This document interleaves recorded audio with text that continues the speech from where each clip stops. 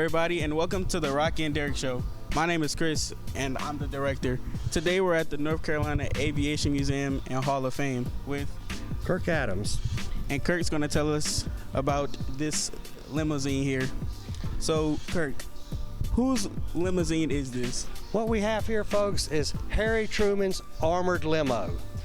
Truman himself with Winston Churchill used to ride in this car together in parades.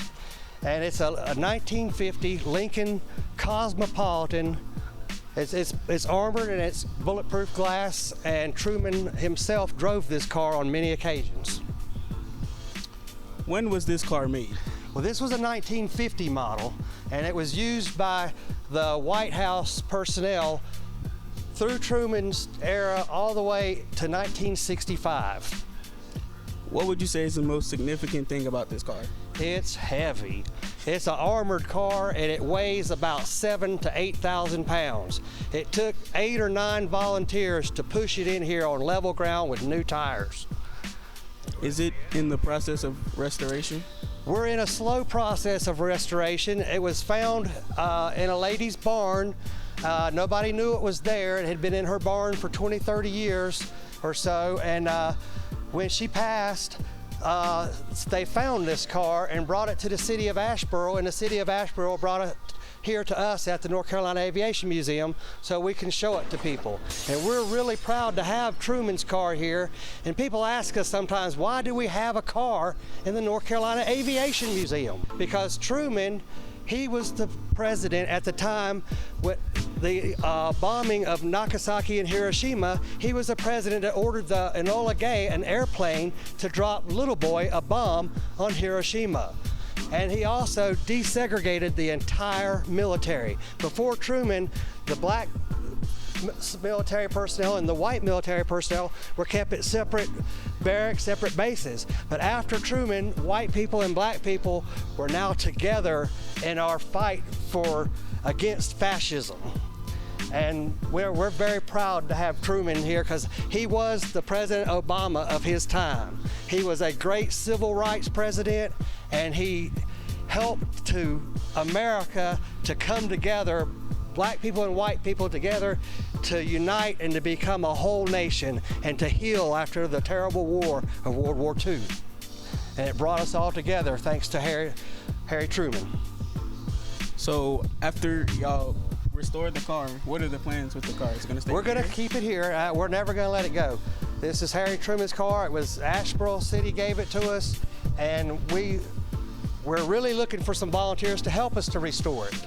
But once it is restored, we're going to keep it here, and people, so they can all come and see what Harry Truman and Winston Churchill both rode in many parades. And Truman himself actually would drive this from his house to the White House himself. But you can see in older videos him and Churchill sitting in the back seat and a chauffeur driving it, and the bulletproof glass in between. We're very thankful to have this here to show people. And the two most proudest things that we are of it is that he was the president that desegregated America. And with the starting of the military's desegregation, that encouraged civilian desegregation. And that's where we're at today. And we've got to keep going in that trend. And that's where we're going to try to keep our country moving together. Do you think this car is a stick shift or an automatic? That's a good question. To answer that question, I'd have to look inside. What I'm going to have to look for is a stick, and on this bottle, it looks like it's on the column. And when this car was built, it was a very expensive car. $50,000 back then was a very, very large sum of money. So yes, this car was probably an automatic. And I'm just saying that because it's got air conditioning. For one thing, cars in the 50s didn't have air conditioning. So you would think if the president's going to drive it back and forth, it was probably automatic. And so the weight of this car is so heavy, changing gears going up a hill and stuff would have been pretty hard. But I'm not quite sure without actually getting in there behind the wheel myself, which we're not allowed to do, to tell you if it's an automatic or a straight drive. So you said this car here was bulletproof. Do you think that it could withstand today's guns? Well, actually, it's not so much as we call bulletproof as we call armored.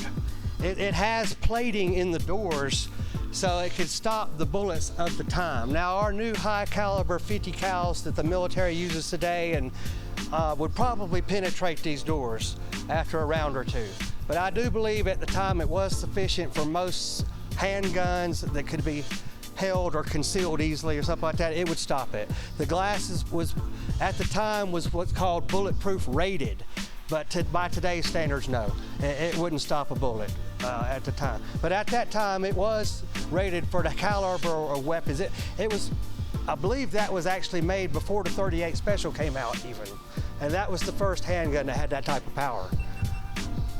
So do you think today, if they were to restore this car, would it be hard to drive on the road? No, I think it would be easy to drive because it is power steering. It has air. It has everything a modern Lincoln Continental would have, basically.